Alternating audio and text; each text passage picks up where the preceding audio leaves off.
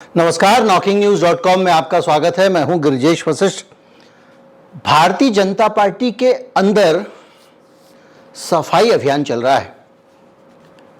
जो झाड़ू लग रही है, जो पोछा लग रहा है, उसमें एक एक करके उस एक पुरानी बीमारी को बाहर निकाला जा रहा है, जिसका कि नाम भारतीय जनता पार्टी है।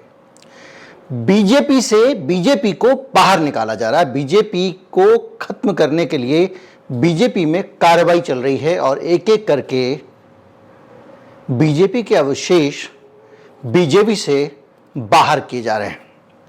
आज हम ये समझेंगे कि किस तरह से सारे घर के बदल डालूंगा की शैली में भारतीय जनता पार्टी से भारतीय जनता पार्टी आउट हो गई है। उसकी विचारधारा को मानने वाले लोग आउट हो गए हैं और व्यक्ति पूजा, एक व्यक्ति के लिए 10-20 ट्वीट करने वाले, उसका भजन भजने वाले, उसका फोटो छापने वाले लोग, उसके एक इशारे पे साष्टांग लेट जाने वाले लोग भारतीय जनता पार्टी होते चले जा रहे हैं। कहीं मत जाइए, चैनल को सब्सक्राइब कर लीजिए। मैं अभी हाजिर होता हूं।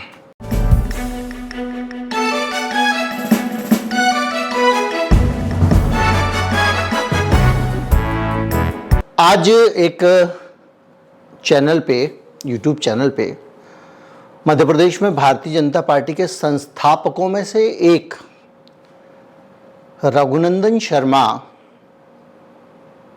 अपनी नाराजगी व्यक्त कर रहे थे। रघुनंदन शर्मा बता रहे थे कि किस तरह से भारतीय जनता पार्टी में वो लोग जिनकी रगों में बीजेपी की विचारधारा बहती है, वो पार्टी छोड़कर जाने को मजबूर हैं। आखिर मन में पीड़ा तो होती है। अभी हम जिंदा हैं, मरे नहीं हैं, और मेरे जैसे अनेक वरिष्ठतम लोग भी जीवित हैं।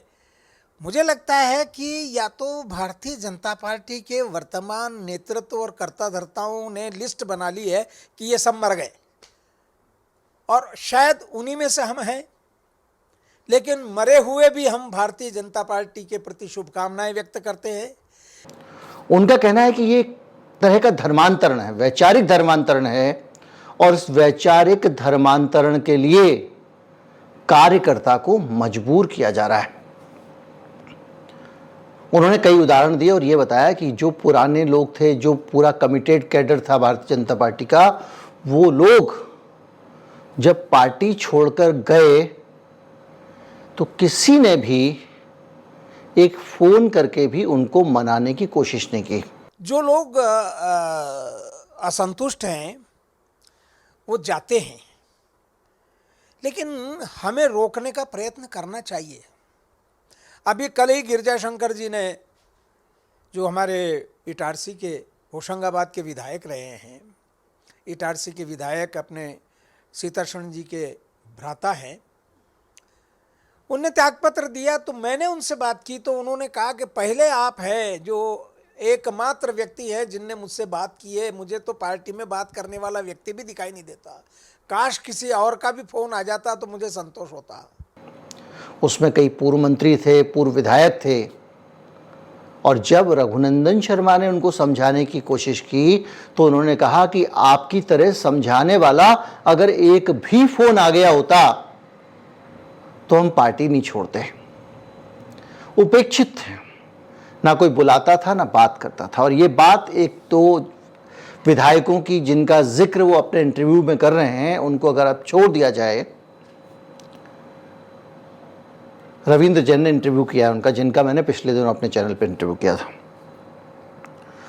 तो उनको अगर छोड़ दिया जाए तो खुद पूर्व मुख्यमंत्री उमा भारती भी खुलकर बोल रही हैं कि उन्हें पार्टी की तरफ से कार्यक्रमों में आमंत्रित ही नहीं किया जाता है। मध्य प्रदेश में यात्रा निकल रही है, शिवराज सिंह ने उन्हें पूछा नहीं, रघुनंदन शर्मा को भी नहीं पूछा। वो मध्य प्रदेश की मुख्यमंत्री नहीं है। भारतीय जनता पार्टी जन आशीर्वाद यात्रा निकाल रही है मध्य प्रदेश में, और उमा भारती को जन आशीर्वाद यात्रा में शामिल होने का निमंत्रण तक नहीं मिला। कई नेता इस बात की शिकायत कर रहे हैं और उनका कहना यह है कि भाई साहब, हमने भारतीय जनता पार्टी को खड़ा किया है। मैं मुख्यमंत्री थी और मैंने ही आपको, शिवराज सिंह को उन्होंने कह रही हैं कि बनी बनाई सरकार आपको सौंपी थी, मेरे नेतृत्व में चुनाव जीते थे। उमा भारती को अनुशासनहीनता का आरोप लगाकर पार्टी से बाहर कर दिया गया था।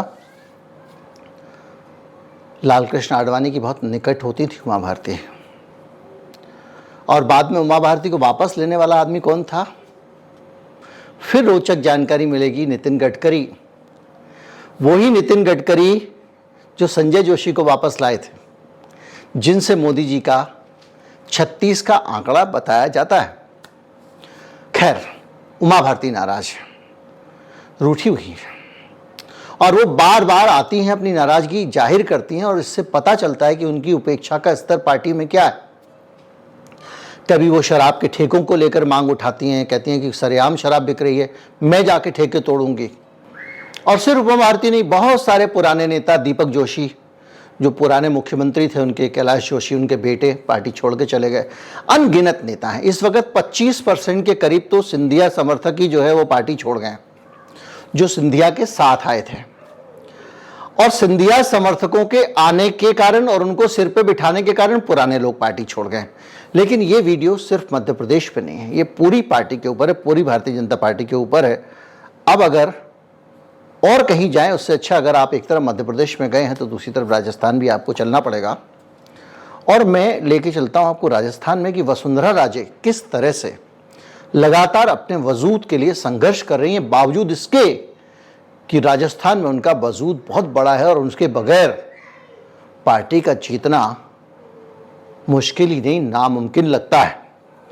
और वो कह रही हैं कि प्रदेश में उनके साथ जो हुआ है, चुनाव प्रबंधन कमेटी बनी, उनका नाम नहीं आया, घोषणा पत्र समिति बनी, उसमें भी उनका नाम नहीं है, मुख्यमंत्री कैंडिडेट तो उनको प्रोजेक्ट किया ही नहीं गया है, और उसके साथ साथ अब कैंपेन कमेटी जब बनने वाली है उसमें भी उनका नाम होगा कि नहीं, इसको लेकर असमंजस है। भारतीय जनता पार्टी ने कैंपेन कमेटी लटका के रखी हुई है। जोधपुर संभाग के सांसद नारायण पंचारिया को उसका अध्यक्ष बना दिया और संकल्प समिति का अरुण राम मेघवाल को बना दिया। खैर, नाम ज्यादा मायने नहीं रखते हैं, लेकिन वसुंधरा राजे इसी तरह से एक तरफ रखती गई हैं। एक परिवर्तन यात्रा निकल रही है, पहली बार परिवर्तन यात्रा निकली, उसका नेतृत्व खुद जेपी नड्डा करने पहुंच गए, वसुंधरा राजे ने बर्दाश्त कर लिया। दूसरी निकली तो उसमें जो है उनकी कमान सीपी जोशी को दे दी गई, और उसमें भी वसुंधरा को पूछा नहीं गया। अब क्या किया वसुंधरा ने? बोले ठीक है, आप परिवर्तन यात्रा निकालो, हम भी यात्रा निकलते हैं। वो भी अपना मंदिरों के दर्शन को लेकर एक यात्रा पे निकल पड़ी। जबरदस्त भीड़। वसुंधरा राजे ने ताकत दिखा दी कि हमारे साथ में अगर केंद्रीय नेतृत्व हो या ना हो, हम में इतना दम है कि हम खुद से जनता की भीड़ दिखा सकते हैं।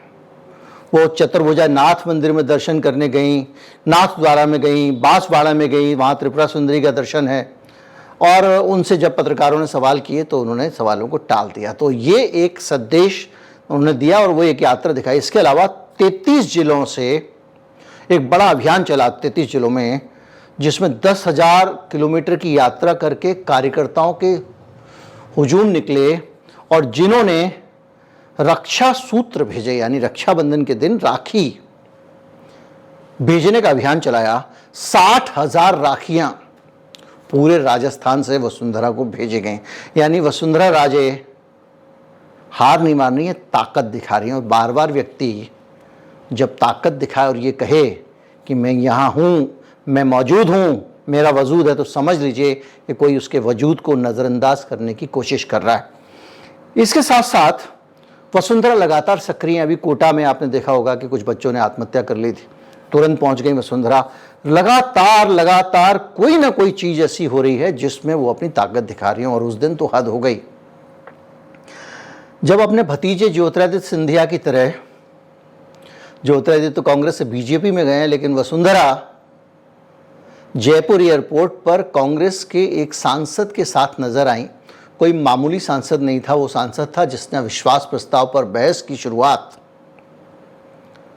संसद में की थी, वो था गौरव गोगोई। और उनके साथ लंबी बातचीत हुई है वसुंधरा की। फोटो वायरल भी हुआ है और यह संकेत है कि अगर आपने मुझे मेरा ड्यू सम्मान नहीं दिया तो मैं कुछ कर सकती हूं। अब आप सोचिए, उमा भारती, कैलाश जोशी, रघुनंदन शर्मा, सुंदरलाल पटवा तो पता नहीं उनके बेटे कहां हैं। इसके साथ साथ अलग अलग जिलों में अलग नाराजगियां हैं। वे एक के बाद एक विधायक छोड़ के जा रहे हैं। कोलारस के विधायक छोड़ के चले गए। बहुत सारे लोग, कोई 1200 गाड़ी लेके जा रहा, 1400 जा रहा, उसका कोई उस लिस्ट का कोई जिक्र नहीं है। तो ये जो हो रहा है, ये कौन जा रहे हैं लोग? ये जा रहे हैं भारतीय जनता पार्टी वाले। ये वो बीजेपी वाले हैं जो बीजेपी में मरने के बारे में सोच कर आए थे और अब उनकी राजनीतिक मौत ना हो जाए इसलिए वो बीजेपी छोड़कर जा रहे हैं। ये कुछ उदाहरण नहीं है, उदाहरण बहुत सारे हैं और बड़ी लिस्ट है। याद कीजिए लाल कृष्ण आडवाणी, मार्गदर्शक मंडल में उनको डाल दिया गया। जिस आदमी ने इस देश में पार्टी को खड़ा किया, जिसकी रथ यात्रा, जिसने राम मंदिर आंदोलन, बहुत दिन रात मेहनत की, आज लाल कृष्ण आडवाणी का नाम जब आप गूगल पे सर्च करें तो पहले पन्ने पे सिर्फ विकिपीडिया का पेज आता है, बाकी आडवाणी लिखने पर कियारा आडवाणी के बारे में आता है। यानी पूरे परिवेश से वो बाहर हो गए हैं। गूगल पे भी उनका नाम कोई निकालता नहीं है, इसलिए गूगल भी आडवाणी लिखने पर उनका नाम सजेस्ट करता नहीं है। इससे आप अंदाजा लगा सकते हैं कि एल के आडवाणी का वजूद भारत की राजनीति में क्या बच गया है। और जब भी उनकी कुछ तस्वीरें आती हैं, कहीं वो आमंत्रित भी होते हैं, तो वो तस्वीरें बाद में वायरल होती हैं, क्योंकि उसमें जो मुद्राएं दिखाई देती हैं अन्य नेताओं की आडवाणी जी के साथ में, उनके साथ ये दावा किया जाता है कि आडवाणी जी का सार्वजनिक रूप से अपमान किया जा रहा है। यह अलग बात है कि मोदी जी अक्सर बुजुर्गों के साथ फ़ोटो खिंचवाने चले जाते हैं, भले ही उनकी माताजी हों, भले ही आडवाणी जी हों, फोटोग्राफ़र लेकर वो आते जाते रहते हैं। लेकिन क्या करें, घर का दरवाज़ा ना खोलें ऐसा भी तो मुमकिन नहीं है। अटल जी को भी उन्होंने कहा था मैं जाऊंगा बर्थडे पे, नहीं गए क्योंकि उसी दिन उनको अचानक नवाज शरीफ के घर पे शादी में जाना था। ऐलान किया था कि इस बार बर्थडे पे मैं अटल जी के साथ मनाऊंगा, पहुंच गए पाकिस्तान। खैर, मुरली मनोहर जोशी बिल्कुल अपनी ऐसी अवस्था में है, ना कुछ कह सकते ना सह सकते। जो लोग व्यक्तिगत तौर पे मिलते हैं उनके साथ अपना दुख दर्द साझा कर लेते हैं। राजनाथ सिंह ठीक है, अब वो गृहमंत्री उनको बना के रखा हुआ एक ऑर्नामेंटल पोजीशन है, लेकिन उनके बेटे को भी टिकट मिल गया। लेकिन पार्टी की जो फैसले लेने वाली सारी व्यवस्था है उसमें राजनाथ सिंह का कोई स्थान नहीं है।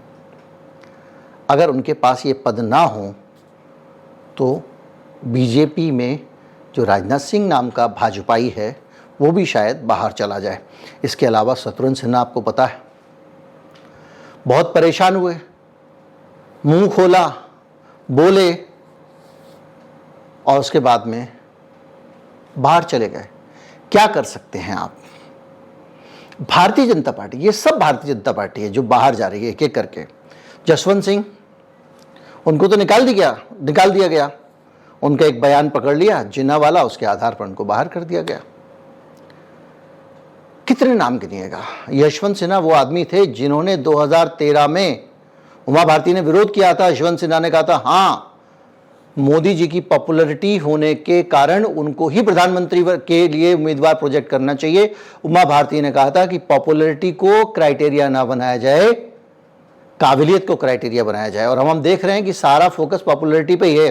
पॉपुलैरिटी एक्सपर्ट आ गया, वो प्रधानमंत्री बनने के बाद भी पॉपुलर होने में लगा रहता है हर समय। वो हम देख रहे हैं, ये महसूस कर रहे हैं। तो ये जो सीन है ना, उसमें अगर आप देखेंगे तो एक के बाद एक पुराने लोग हों, नए लोग हों। अकेला मध्य प्रदेश उठा लो तो 40-50 निकल आएंगे। तब आप राजस्थान का सीन आप देख लीजिए। मध्य प्रदेश में जो अंदर की खबर वो ये है कि ज्योतिरादित्य सिंधिया ने अपने समर्थकों को कह दिया है कि भैया देखो ऐसा है, मैं आपको साथ लेकर आया था और मेरी भी नहीं रही है यहाँ पे। तो जिसको जो मौका मिल रहा है, कहीं टिकट विकट मिल रहा है तो निकल जाओ, यहां पे रह के अपना टाइम खोटी मत करो भारतीय जनता पार्टी में। और उनके बहुत नज़दीकी लोग इस समय मौके का फ़ायदा उठाकर कांग्रेस में जा जाके अपना, क्योंकि भारतीय, मैं आपको बार बार कहता हूँ, पॉलिटिक्स एक करियर है। एक आदमी अपने बहुत सारे धन संसाधन सब कुछ लगाने के बाद 5 साल गली गली मेहनत करने के बाद में सोचता है कि 5 साल मेरा करियर बनेगा, मैं कुछ कमाऊंगा, घूमूंगा शान से, बहुत सारी उसकी अपेक्षाएं होती हैं और वो किसी और की शर्मा हुजूरी में वो अपने करियर को बर्बाद नहीं कर सकता। तो ज्योतिरादित्य ने ये जो सूत्र बता रहे हैं, मुझे नहीं पता, कि कह दिया है कि भैया जिसको जहां ठौर मिल रही है चले जाओ। और कुछ लोगों का मानना ये भी है कि ज्योतिरादित्य भी अपने लिए ठौर ढूंढ रहे हैं। उनका दुर्भाग्य ये है कि उन्होंने कांग्रेस पार्टी को जिस तरह से छोड़ा है और जिस तरह से कांग्रेस पार्टी पर उनसे हमले करवाए जा रहे हैं, वो किस मुंह से वापस जाएं। लेकिन भारतीय जनता पार्टी में भी जो उनकी दशा है वो समझ नहीं पा रहे। एक नेताजी हैं प्रभात झा, राज्यसभा सदस्य थे, ज्योतिरादित्य सिंधिया को पानी पी पी कर गाली दिया करते थे, उनके घोटालों की फाइलें सब कुछ लेके घुमा करते थे। अभी पिछले दिनों गए थे और एक ही सिंहासन पे बैठ के प्रभात झा के घर में उनके बेटे के साथ फोटो खिंचवा रहे हैं ज्योतिरादित्य सिंधिया। जो लोग चंबल ग्वालियर में ज्योतिरादित्य सिंधिया का एक पेडिस्टल है, जानते हैं, उसकी एक हैसियत है, एक नाम है, और लोग चाहते हैं कि वो उसी लेवल पर रहे। अगर वो उससे नीचे झुकता है, क्योंकि वो महाराजा है, तो वो बर्दाश्त नहीं कर पाते हैं, किसी के घर भी पहुंच जाते हैं बगैर बुलाए खाना खाने के लिए। इस तरह से, क्योंकि शिवराज सिंह ने उनको किनारे किया हुआ है। नरेंद्र सिंह तोमर गए थे पिछले दिनों ज्योतिरादित्य के अपने शहर में बैठ के, उनसे पूछा गया कि ज्योतिरादित्य का क्या रोल रहने वाला है, आपने मुख्यमंत्री का चेहरा तो उनका प्रोजेक्ट नहीं किया। तो बोले कार्यकर्ता हैं, जैसे मैं कार्यकर्ता हूँ वैसे वो कार्यकर्ता हैं, जो कार्यकर्ता का रोल होता है वो उनका होगा, समर्थक उनके छोड़ के जा ही रहे। तो वो सारा सीन जो है ना, वो आपको ये बता रहा है कि किस तरह से भारतीय जनता पार्टी अंदर से, अगर आप, मैं इसको वीडियो को और लंबा हो जाएगा, अगर आप वैचारिक चीज़ों को देखेंगे, किस तरह से भारतीय जनता पार्टी की विचारधारा में से उसकी विचारधारा निकलती जा रही है। जो पूंजीवाद का रास्ता सरकार ने स्वीकार किया है वो दीनदयाल उपाध्याय के एकात्म मानवतावाद से एकदम उलट है। आरएसएस मिक्स इकोनॉमी का पक्षधर रहा है, पूंजीवाद का पक्षधर नहीं रहा है। वो समाजवाद भी चाहता है और पूंजीवाद भी चाहता है, और ये चाहते हैं कि 5 साल में एक बार चुनाव हो ताकि जो चाहें कर सकें, पॉपुलिस्ट कोई भी एजेंडा ना चलाना पड़े, जनहित का काम करना ही ना पड़े, सिर्फ बिजनेस के बारे में सोचा जाए। जो भी है, बहरहाल ये सारा का सारा सीन है। मेरे पास बहुत सारे उदाहरण, बहुत सारी जानकारियाँ हैं, लेकिन मेरे ख्याल से इतने भर से ये स्थापित हो गया होगा कि किस तरह से पुराने भारतीय जनता पार्टी के लोग, चाहे यशवंत सिन्हा हो, वसुंधरा राजे हों, आपका रघुनंदन शर्मा हो, या आपका जो भी हो, उमा भारती हों, और ये परंपरा भारतीय जनता पार्टी में पुरानी है। आज मोदी जी ने इनको बाहर कर दिया ऐसा नहीं है। याद कीजिए, जब अटल, जो लोग पढ़ने लिखने वाले लोग हैं वो जानते कि जब अटल अडवाणी की जोड़ी मिल गई थी तो इन्होंने पुराने लोग बलराज मधोक और नानाजी देशमुख के साथ क्या किया था। अगर आप आरोपों को सही माने तो दीनदयाल उपाध्याय की हत्या के आरोप भी इन दोनों नेताओं पर लगाए गए थे, और ये कहा गया था कि इन्होंने ही षड्यंत्र पूर्वक हत्या करवाई है। ये कहने वाले भारतीय जनता पार्टी के उन्हीं के लेवल के नेता थे जो धीरे धीरे धीरे करके बाहर कर दिए गए। पुराने चेहरे अब कहीं दिखाई नहीं देते हैं। जो भी है, यही तरीका है आरएसएस का, यही हो रहा है, भविष्य में भी यही होगा। लेकिन जो भी है, भारतीय जनता पार्टी धीरे धीरे, भारतीय जनता पार्टी के अंदर से भारतीय जनता पार्टी की आत्मा निकलती जा रही। जो बचा हुआ है वो भारतीय जनता पार्टी के नाम है, शरीर है, भारतीय जनता पार्टी के अवशेष हैं। नमस्कार, जय हिंद।